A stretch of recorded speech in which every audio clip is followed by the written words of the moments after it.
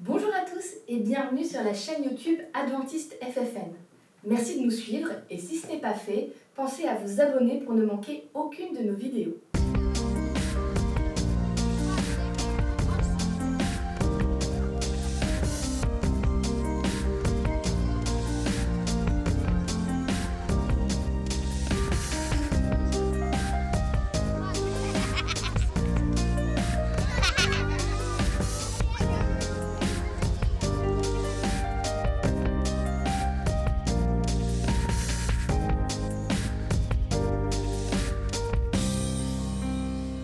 Aujourd'hui, nous entamons une nouvelle étude de la Bible qui parle d'une histoire assez triste, assez difficile, mais extrêmement importante.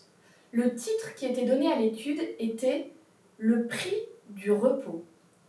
Et pour parler ensemble de cette histoire difficile, je suis accompagnée, et très bien accompagnée, de deux pasteurs, le pasteur Émile Lazare. Bonjour. Bonjour Émile, et le pasteur Gabriel Goléa. Bonjour. Nous allons nous pencher sur cette histoire de David, mais avant tout, est-ce que, Gabriel, je peux te demander de prier avec nous, s'il te plaît? Notre Père, nous voulons encore une fois te remercier pour cette occasion que tu nous donnes de pouvoir étudier ta parole. Nous avons besoin de toi, d'être éclairés par ton esprit, afin que cette parole puisse être pour nous aussi un guide, un phare, pouvoir nous aider dans tout ce que nous aurons à prendre comme décision personnelle, à être enseignés par toi. Sois avec nous tous, au nom de Jésus. Amen. Amen. Alors, avant de discuter de cette étude, on va peut-être juste prendre quelques versets. Émile, est-ce que je peux te demander de lire 2 Samuel, chapitre 12, les versets 1 à 7? L'Éternel envoya Nathan vers David. Et Nathan vint à lui et lui dit, il y avait dans une ville 2 hommes, l'un riche et l'autre pauvre. Le riche avait des brebis et des bœufs en très grand nombre. Le pauvre n'avait rien du tout, qu'une petite brebis qu'il avait achetée. Il la nourrissait et il grandissait chez lui avec ses enfants. Il mangeait de son pain, buvait dans sa coupe, dormait sur son sein, et il la regardait comme sa fille. Un voyageur arriva chez l'homme riche, et le riche n'a pas voulu toucher à ses brebis ou à ses bœufs pour préparer un repas au voyageur qui était venu chez lui. Il a pris la brebis du pauvre et l'a apprêtée pour l'homme qui était venu chez lui. La colère de David s'enflamma violemment contre cet homme et il dit à Nathan, l'Éternel est vivant, l'homme qui a fait cela mérite la mort, et il rendra 4 brebis pour avoir commis cette action et pour avoir été sans pitié. Et Nathan dit à David, tu es cet homme-là. Ainsi parle l'Éternel, le Dieu d'Israël. Je t'ai oint comme roi sur Israël et je t'ai délivré de la main de Saül. Merci beaucoup.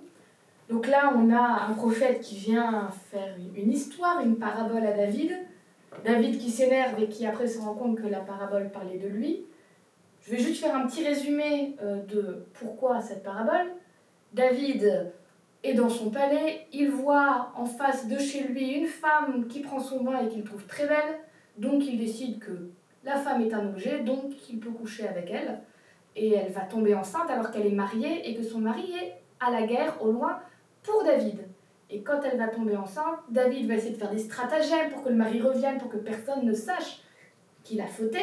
Quand ça ne marche pas, eh ben on passe directement au meurtre, on va assassiner le mari, parce que comme ça, tranquille, personne ne voit, et puis il peut épouser cette femme, Bathsheba ou Bethsabée suivant les versions, et reconnaître l'enfant comme si c'était le sien. Plus de mari, plus de péché, personne n'a rien vu. Eh ben si, Dieu avait vu. Mais, alors, j'ai une première question.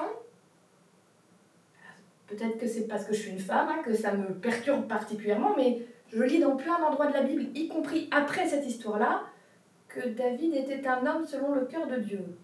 Alors bon, adultère, meurtrier, selon le cœur de Dieu. Pourquoi? Comment est-ce que la Bible peut dire ça? après ce qui s'est passé. Humainement, moi là, j'ai envie de dire, bah non, non. Il y a tout un contexte. Effectivement, David va avoir une liaison avec cette femme. On n'est pas là pour distribuer des points, mais je ne crois pas que ce soit juste le regard d'un homme qui voit un objet. C'est toute une stratégie, hein, c'est un stratagème partagé. La femme se baigne devant la fenêtre du roi. Il y a le temps qui passe. Les hommes sont au front pour faire la guerre. Lui, le roi s'est installé dans un confort, dans une vie de loisirs. Voilà. Quand on manque de but, bah, il y a à côté. Donc, ça ne vient pas comme ça. Ce n'est pas une fatalité, c'est ça ce que je veux dire. Sans distribuer des rôles et des responsabilités, on va dire, les uns contre les autres. Ce qui est important, c'est de retenir, quand on n'est pas là où Dieu nous a placés, la pensée peut s'égarer, il peut y avoir des tentations, etc. Et c'est comme ça que ça commence. Le péché ne vient pas tout d'un coup. Il ne veut pas vous prendre dans la rue et vous mettre dans une situation d'adultère. Ça n'existe pas. Il y a un contexte, il y a des étapes. Ça, c'est la première chose. Deuxièmement, effectivement, on a ici un titre pour David qui nous fait plaisir et qui provoque en même temps. Comment est-ce qu'on peut dire que David est un homme de Dieu après tout ce qu'il a fait? Et certains pourraient facilement arriver à ce titre et justifier quelque part une sorte de facilité. Regardez, même si on a un passé lourd, compliqué, il est possible de devenir un homme de Dieu. Sans tenir compte, et sans accabler non plus, des conséquences, des dégâts que cela fait. C'est-à-dire qu'il ne faut pas oublier le cheminement de David. Comment il arrive du point où il était roi, ensuite il a une chute énorme, morale, etc. Et encore, il se voit attribuer la grâce, le pardon de Dieu. Il ne faut pas simplifier, il ne faut pas juste dire, puisque Dieu est bon, peu importe ce que tu fais, le lendemain tu es rétabli, oui. Mais les dégâts qui sont autour, et on voit dans la parabole, il va falloir payer 4 fois. Il va falloir qu'il y ait, comment dire, la reconnaissance d'une action qui brise toutes les relations. Ces aspects, il ne faut pas les négliger. Et puis, dernier point, à ce stade de notre débat, Dieu est capable de réhabiliter. La question est de savoir est-ce que l'homme va rentrer dans ce processus. C'est là la difficulté.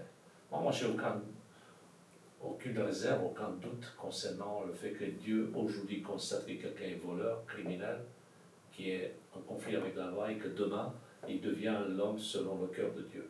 J'ai aucun problème. La difficulté, c'est est-ce que l'homme va être capable de rentrer dans cette logique pour accepter le changement de statut avec tout ce que cela comporte. Quand on lit le livre de Samuel, on voit que dans la première partie, le premier chapitre du livre de Samuel, David, il est en mouvement permanent. Bon, il est toujours à la guerre, il essaye comme ça d'unir le peuple autour de lui, il devient le grand roi. Et le chapitre 11, c'est un chapitre pivot dans le livre de Samuel, parce que c'est le moment où la vie de David bascule, et même le règne de David va basculer dans les années suivantes, à cause d'une faute. Je crois que la faute n'est pas l'adultère, la plus grande faute. La plus grande faute de David, c'est l'orgueil. Le fait qu'il est devenu un roi comme tous les autres rois, il a voulu devenir un roi comme tous les autres rois de l'Orient. Ça veut dire un despote. Ou peut-être vous vous rappelez dans le premier livre de Samuel, quand le peuple d'Israël est venu pour demander à Samuel de leur donner un roi, Samuel les a prévenus en disant qu'il va prendre vos fils, qu'il va prendre vos filles, qu'il va prendre vos bétails. Donc il y a toute une liste avec des choses que le roi va prendre pour lui. Et c'est intéressant, et dans la version Louis II ici, bon, je crois que c'est un petit problème de traduction qui nous dit que Bathsheba, elle vint vers lui, au verset 4. En réalité, dans le texte, on dit que Bathsheba, elle a été prise pour lui, a été saisie pour lui. On voit que Bathsheba, Bon, peut-être, je ne sais pas, on ne connaît pas tous les détails. Peut-être elle ne devait pas se baigner comme ça là-bas. Il est possible ça, mais il est possible aussi que c'était une femme innocente, totalement innocente.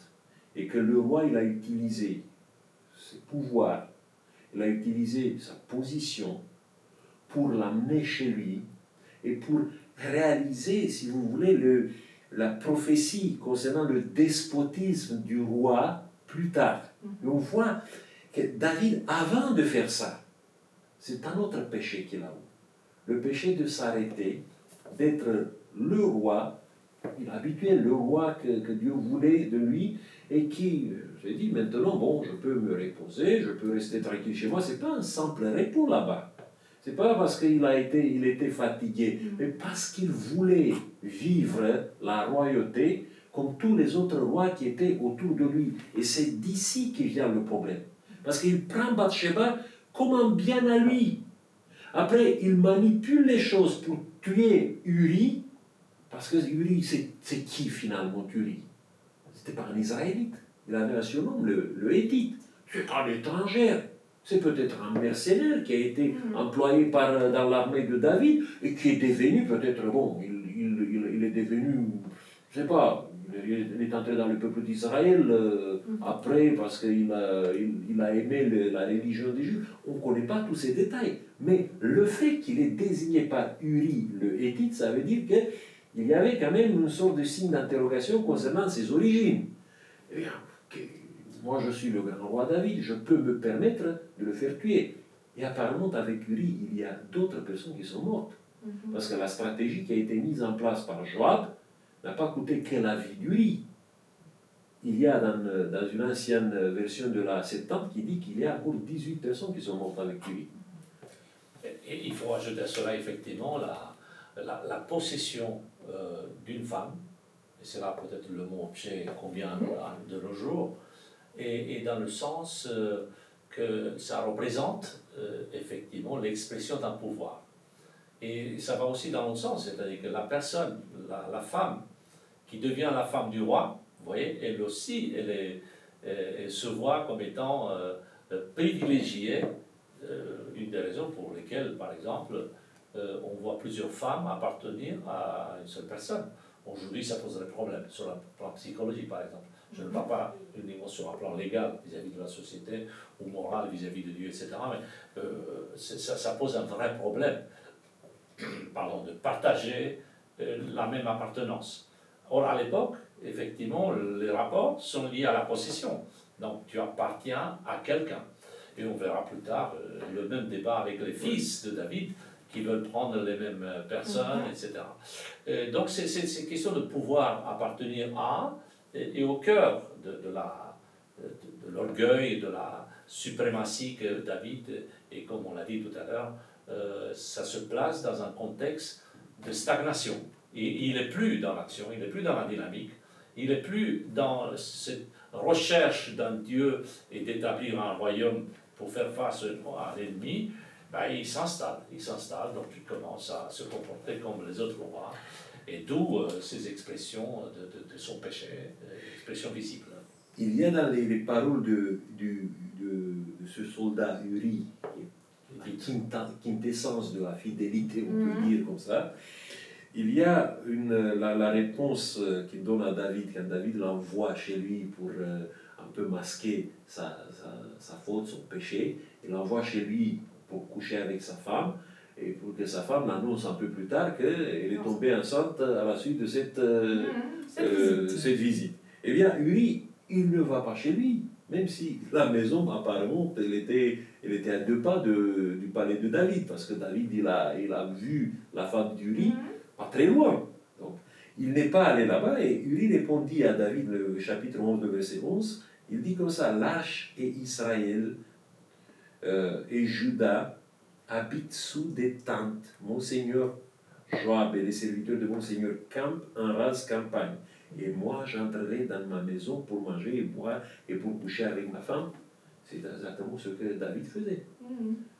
Donc, David il est entré dans cette mentalité. Bon, maintenant je suis chez moi, je me repose chez moi, pendant que ce soldat, vaillant, lui dit, écoute, tu as un problème ici. Parce que tu es en train maintenant de t'installer bien chez toi. Tu es en train maintenant de vivre dans une vie de luxe pendant qu'il y a des problèmes encore à régler. Bon, je crois que Uri n'a pas reproché ça.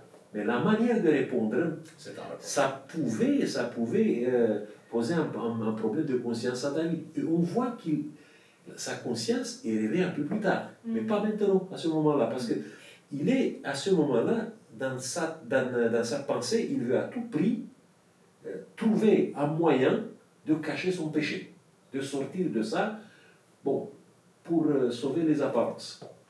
Peut-être que cette lettre de Uri, je ne sais pas si ça a fait réagir ou pas David, ou si la lettre, la façon dont c'est écrit, l'a fait aller encore plus loin dans son projet pour aller jusqu'à l'assassinat.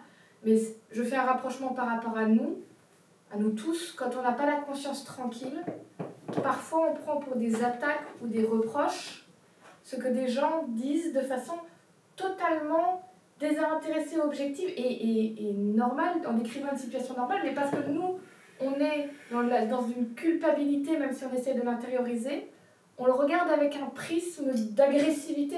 S'il dit ça, c'est parce qu'il doit penser ça de moi, il a découvert ça sur moi, alors il essaie de me rabaisser par rapport à ça. Effectivement, quand on n'est pas en paix avec Dieu, on ne peut pas être en paix avec les autres. Et ça se voit, parfois on a dans nos relations, dans nos contacts, des personnes avec qui nous voulons avoir une réflexion intelligente, pesée, constructive. C'est quasiment possible. C'est quasiment possible à cause du fait que cette fracture qui existe entre la personne et l'autorité suprême ne peut pas être valorisante avec les autres tiroirs de la relation. Parce qu'en fait, ce sont des reflets d'une relation épanouie, et comme le tronc commun, le noyau dur, n'est pas à sa place, comment voulez-vous qu'une personne soit en paix avec son frère, sa sœur, c'est son ami, hein, donc c'est compliqué. Bon, je crois qu'il ne faut pas être trop... Bon, je dis trop inquisiteur avec David. Parce que David, il réagit comme tout être humain qui a une défaillance majeure dans sa vie. Le premier réflexe que nous avons et que nous apprenons depuis notre enfance, c'est de masquer notre défaillance par tous les moyens. Par exemple, tu es à l'école, quand tu es petite, tu as une mauvaise note, tu arrives à la maison, tes parents te posent la question, comment ça s'est passé ta journée. Bon, peut-être le maître ou la maîtresse de l'école t'a dit de montrer le mot qu'elle t'a écrit sur le cahier à tes parents. Bon, tu as peur de tes parents, tu veux quand même que ta défaillance soit masquée, et au lieu de montrer ça, tu signes toi-même. Et tes parents ne savent rien pour l'instant. Oui, hein. J'ai vécu ça. Non, on n'a pas fait ça. Je peux vous dire, j'ai vécu ça. Et après, j'ai créé une sorte de boule de neige dans ma propre vie bon, j'ai masqué une faute avec ça, après une autre faute avec, il fallait trouver un autre moyen encore plus grand pour masquer une autre défaillance, et à un certain moment, tu es nu. Tu te retrouves dans la situation d'être démasqué parce que ça ne marche pas, tu ne peux pas avancer comme ça. Et quand tu es démasqué, c'est ici la force que tu dois avoir. Soit tu te réfugies dans l'entêtement de dire que c'est la faute des autres, et que tu trouves toujours des boucs émissaires où tu te transformes. Bon, David, il avait la possibilité de devenir un despote à ce moment-là. Parce qu'on voit dans l'histoire des rois d'Israël, de Juda, il y avait des rois, par exemple un roi qui s'appelle Asa, un prophète, il est venu un jour chez lui pour lui reprocher quelque chose de la part de Dieu, et il s'est mal comporté. Donc, ou un autre, Osias, qui est venu, qui a voulu faire une bêtise énorme, il s'est cru prêtre, et il n'a pas, c'est lui qui était le dépositaire de la prêtrise, a essayé de l'empêcher, et il a fait, au lieu de dire, écoute, j'ai fait une bêtise monumentale, bon, je me répands de ça, non, il a persisté dans sa voie. Et c'est ici la grandeur de David. Parce que quand il a su quand il a vu exactement ce qu'il a fait, quand il s'est vu tout nu comme ça, il a confessé tout. Et il le dira plus loin, avec ces deux fameux psaumes, l'un qui parle de comment il vivait avant, cette maladie de l'intérieur, et puis le contraste avec une délivrance extraordinaire. Ça, c'est son expérience qui est intéressante. C'est dans cette grandeur de reconnaître, hein, c'est ici que Dieu peut dire qu'il a été un roi qui était selon son cœur. Mais justement, je vais te dire, je fais la boucle en retournant à cette première question. L'étude faisait remarquer que, contrairement à beaucoup d'autres personnes, quand David est mis tout nu, comme tu dis, face à son péché, dans sa démarche de demande de pardon, il ne regrette pas d'avoir été pris la main dans le sac.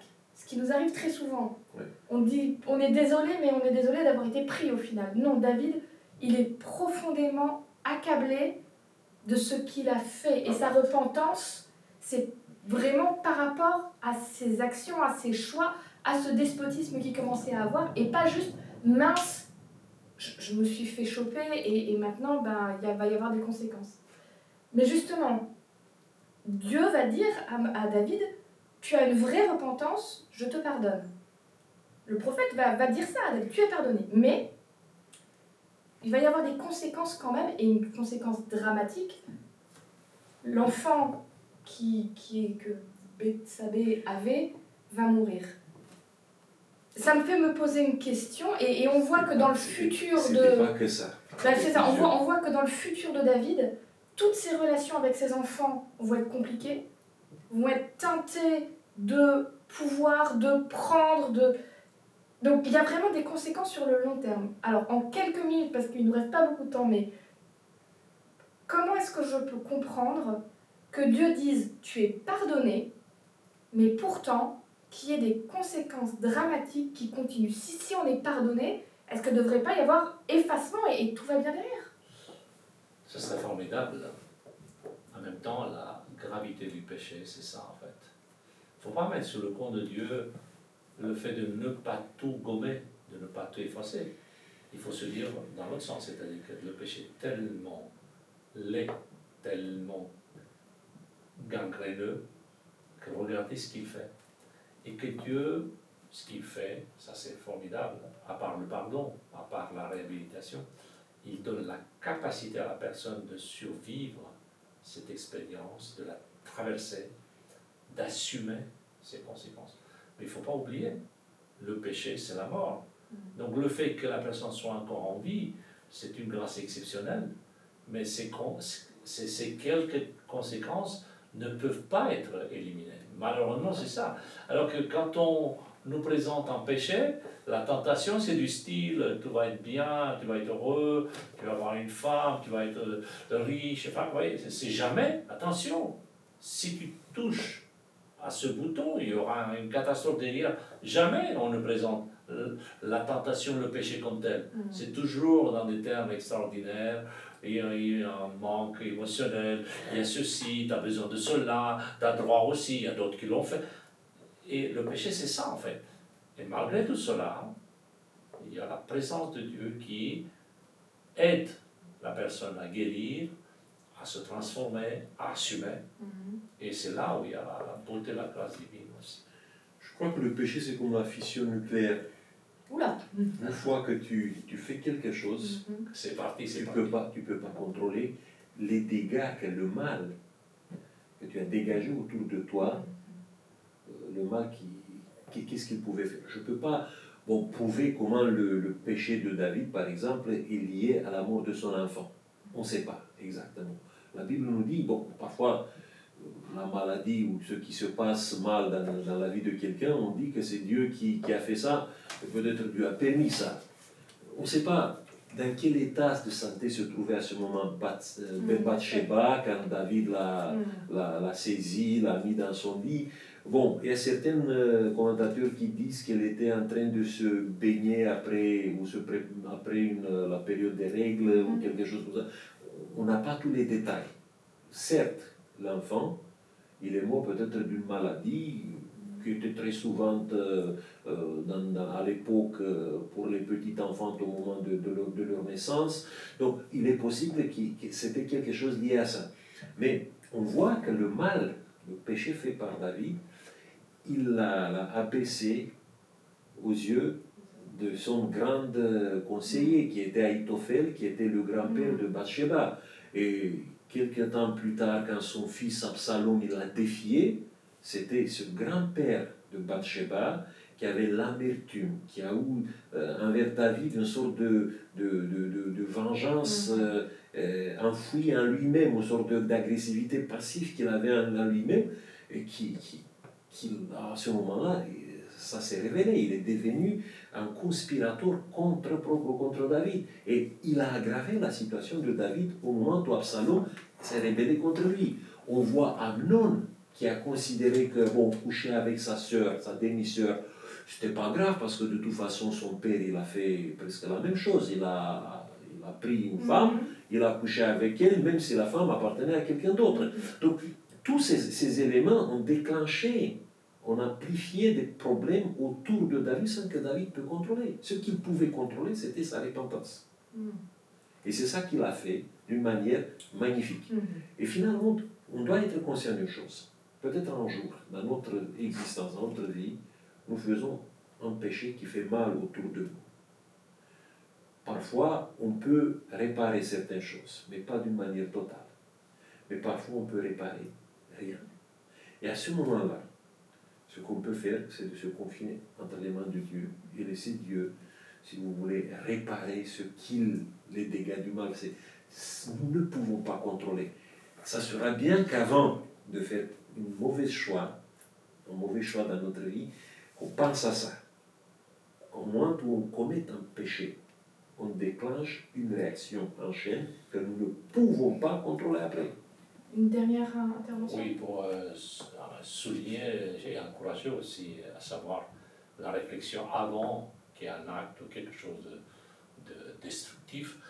C'est l'apôtre Paul qui nous dit dans sa première lettre adressée aux Corinthiens, il est dit que aucune épreuve ne nous est pas survenue qui était humaine, et il continue, Dieu ne permettra pas que vous soyez mis à l'épreuve au-delà de vos forces. Donc c'est une promesse extraordinaire, c'est-à-dire que ce n'est pas une fatalité, ce qui nous arrive, il y a un choix, il y a une option. Donc pour éviter tous ces désagréments, nous sommes invités à faire confiance à Dieu. Amen. Alors peut-être, parce que on a dit le titre de l'étude, c'était le prix du repos. Je garderai peut-être 2 éléments. Le premier, c'est ce que tu disais, avant de faire, rappelons-nous qu'il y a des conséquences et que Dieu a mis en nous des possibilités de réflexion, des possibilités d'être plus que juste nos pulsions, qu'elles soient de tout ordre, pulsions vers le péché. À nous tout seuls, on n'y arrive pas, mais avec l'aide de Dieu, on peut arriver à ne plus être prisonnier de ces pulsions-là. Ça, c'est la première chose. Et la deuxième, c'est que quand David a vu les conséquences, a commencé, il a jeûné, il a prié pour la vie de cet enfant, tant qu'il a pu, et quand l'enfant est mort, alors que tout le monde s'attendait à ce qu'il s'effondre, il se lève, il s'habille et il dit j'ai fait tout ce que j'ai pu, maintenant il faut avancer. Et peut-être que le prix du repos, quand on a fait quelque chose à un moment de notre vie qui nous pèse, qui est lourd, se rappeler de ça. Je peux faire la repentance pour moi-même, je peux essayer de réparer, mais il y a des choses où je ne peux pas. Et comme disait Émile, là tout ce que je peux faire, c'est remettre à Dieu et recommencer à avancer, parce que Dieu ne veut pas pour nous qu'on reste dans l'accablement pour tout le reste de notre vie. Peut-être le titre, c'était mieux de dire le prix de la nonchalance. Peut-être. Parce que c'était un repos qui est en fait une nonchalance de la part de David. Tu vois comment on peut le comprendre? Moi, je le comprends comme le repos après que tout ça se soit passé, où le tourment dans lequel était David est maintenant fini, il peut être dans le repos. Mais on peut le comprendre comme toi tu dis, c'est-à-dire, au lieu d'être dans l'action, il est resté dans la nonchalance et ça lui a porté préjudice. Vous ferez votre choix. L'important, c'est de pouvoir rester connecté à votre Dieu, connecté à votre vie de foi et vivre cette vie du mieux que l'on peut pour ne pas se retrouver dans les tourments. Merci beaucoup d'avoir été avec nous. Bonne étude encore et à bientôt.